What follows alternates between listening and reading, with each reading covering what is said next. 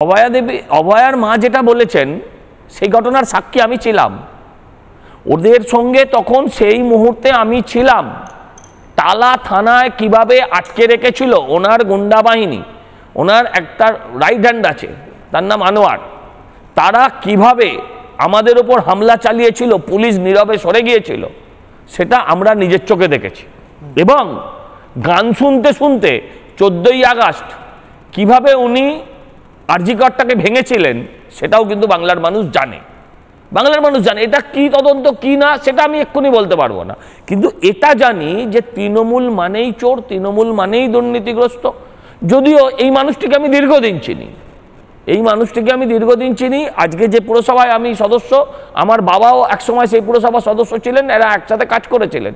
কিন্তু এদের পরিবর্তনটাও আমরা দেখেছি, ট্রান্সফরমেশনটাও আমরা দেখেছি।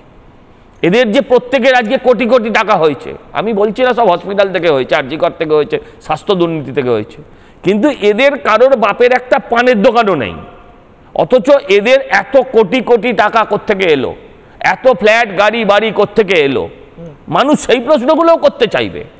আমি এটা জানি না যে উনি অভয়া কাণ্ডের মধ্যে সরাসরি জড়িত কিনা, কিন্তু এটা জানি যে উনি ভাঙার পেছনে অন্যতম মদতদাতা।